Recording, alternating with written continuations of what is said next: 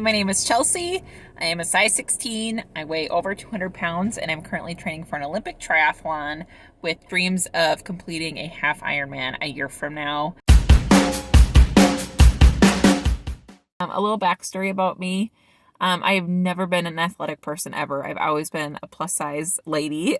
I've never been into sports. I've never been one to like exercising. And then back in like 2010, 2011, I started running. And I did actually start off, I actually just wanted to lose some weight for a friend's wedding. And so I started running, and I did a 10 or 5K to start.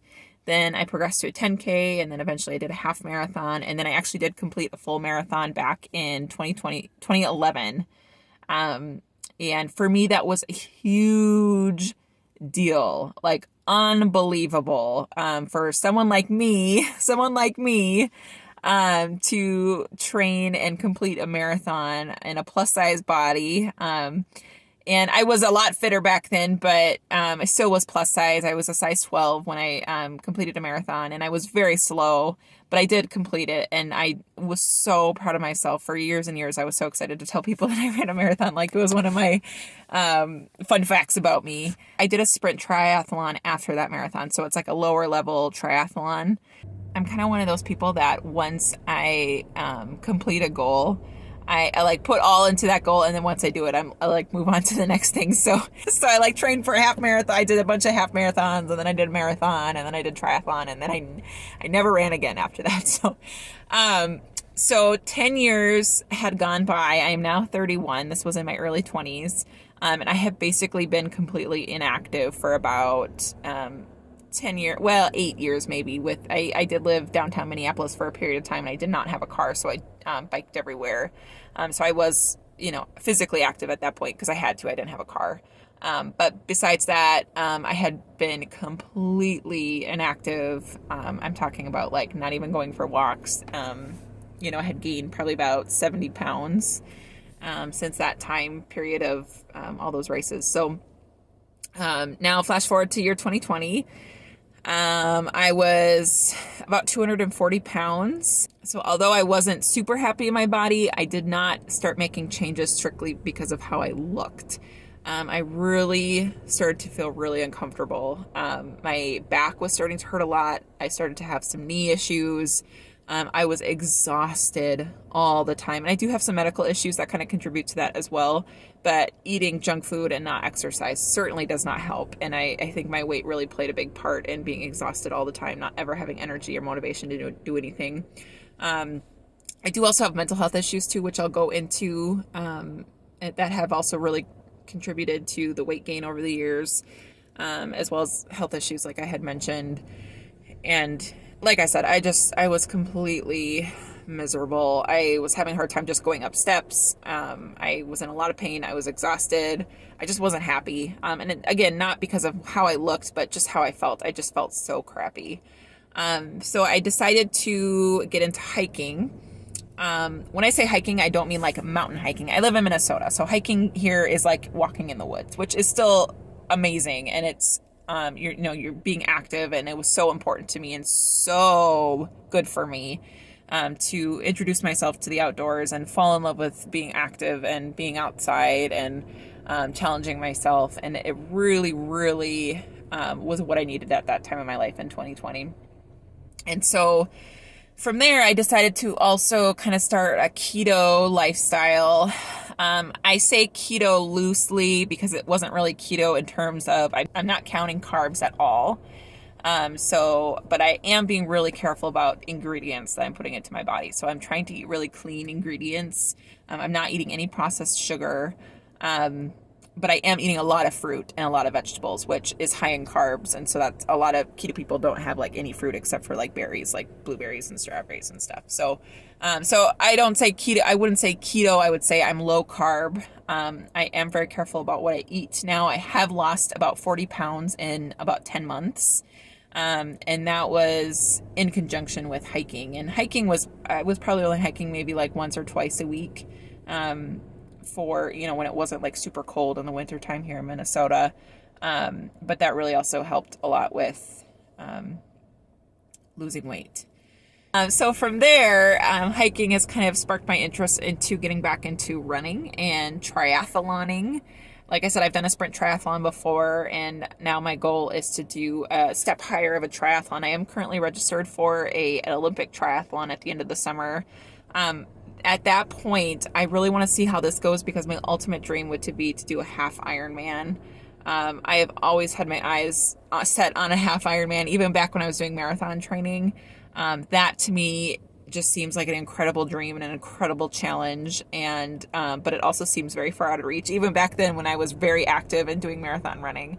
But I still would really, I get chills thinking about it. Like, I just think that would be so cool to experience that and, train for that and everything. But I do want to start slow. So I'm doing the Olympic triathlon to start to kind of see how that goes for me and, how kind of far along I am in my journey. Because I have an experience with running races and stuff.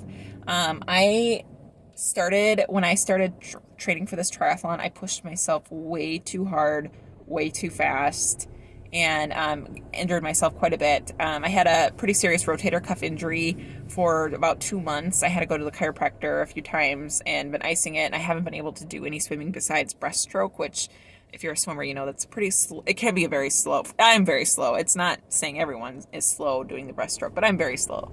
I'm a slow swimmer anyway. And then I also have been having hip problems, and so I have been getting into stretching and yoga and foam rolling and icing and strength and conditioning, which is something I never did before when I was triathlon training or marathon running, any of that stuff. When I was in my early 20s, I could run like 10 miles.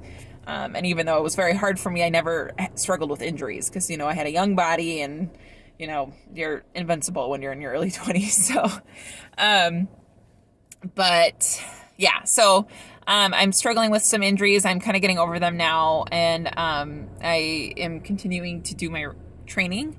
I'm still definitely determined. I have spirit, and I'm very excited about this process. And although I have lost weight, and I probably will continue to lose weight, my intention with all of this, the whole process of triathlon training, is not specifically to lose weight. I'm confident in my body. Like I said, I'm a size 16. I weigh about 200 pounds now, a little bit under, maybe 198. And I'm comfortable in my body. If you're looking for a channel for inspiration for losing weight very quickly, this is not the channel for you, because losing weight takes time and a lot of grace for yourself, a lot of patience.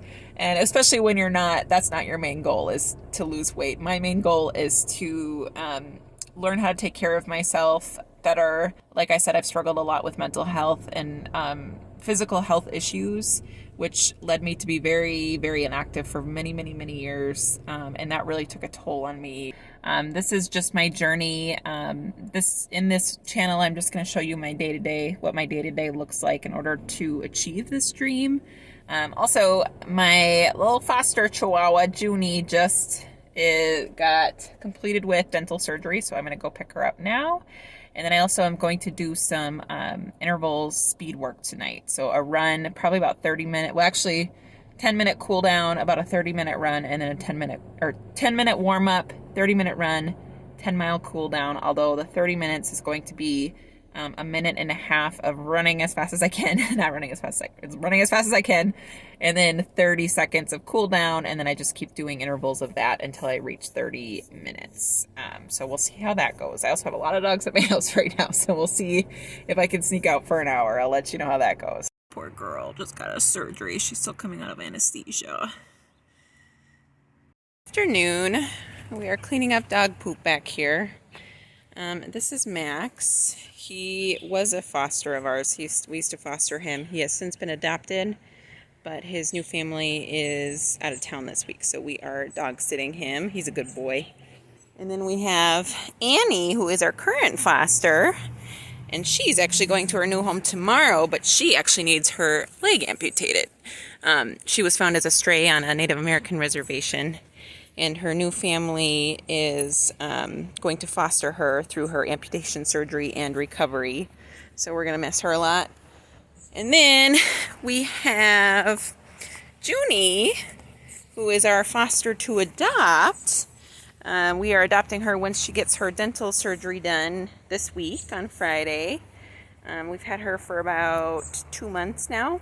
She's had some health issues. She's a little senior lady. So it's been taking a while to finalize the adoption process. And then we've got this boy, Chuck. Come here, Chuck. He was also a stray. These guys all were found as strays on a Native American reservation. And Chuck actually only has 3 legs. Here, let me see. Come here. Come here. I don't know if you can see his back leg there. But we adopted him a year ago. We fostered him through his amputation and recovery.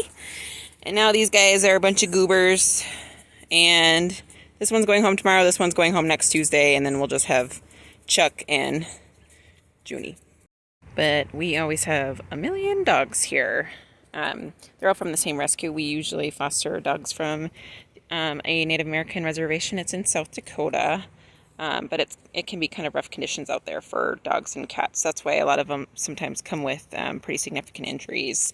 But they're usually all very nice dogs. We've had probably about 12 now, I think, and they've all been really nice dogs. So, okay, grocery haul.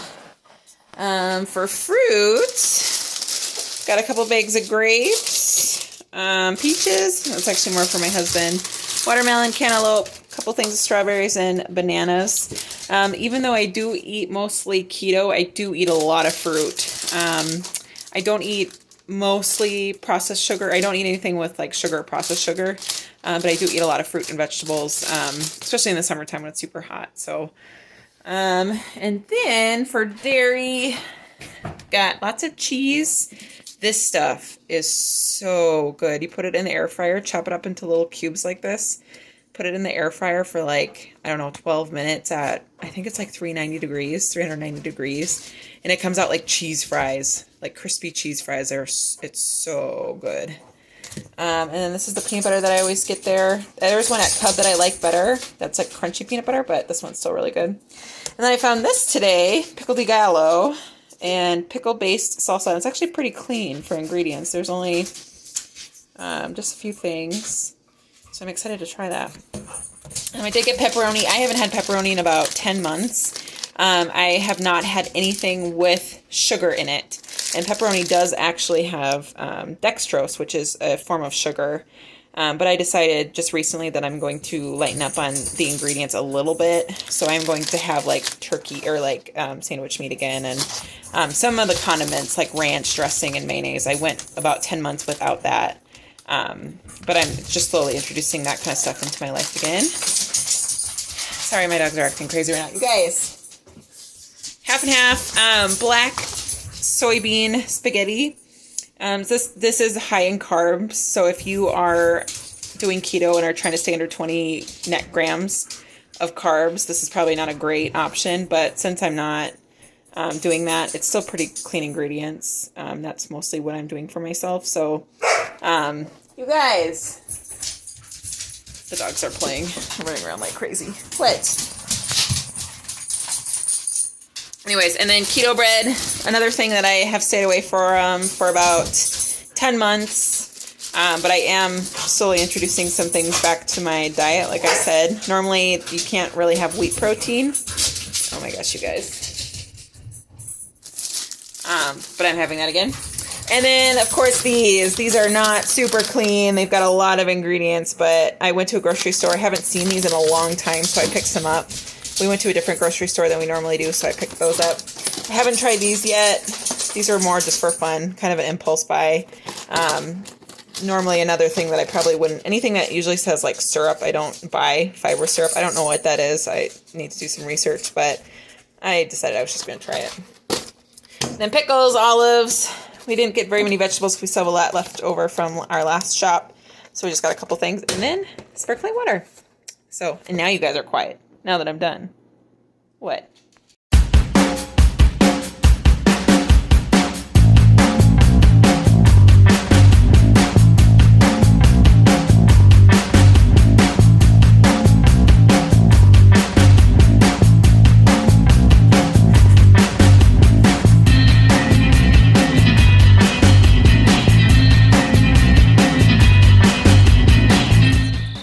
We did we went to a park by our house and I did some interval speed work. So I ran for 1 minute 30 seconds, like a hard run, and then I would walk for 30 seconds, and I kept doing that over and over again for about 25 minutes. And then we did a cool down, and we brought these guys. My husband walked them because I was going to try to run with Max, but he's too distracted. So, and then tomorrow my husband and I are gonna go hiking, and I'm gonna use that as cross training this week.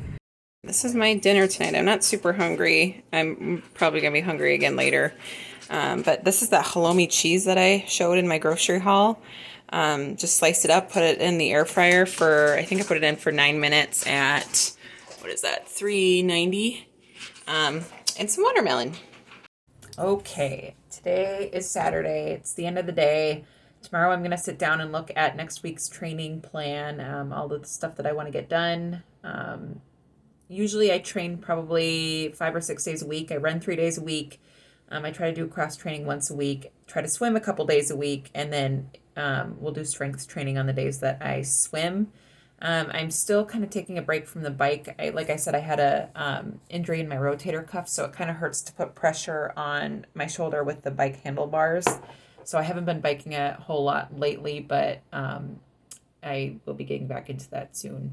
Thank you so much for watching, and I hope you'll join me on my triathlon journey and the struggle that comes along with it. So I hope you subscribe and like my videos, and I'll see you soon.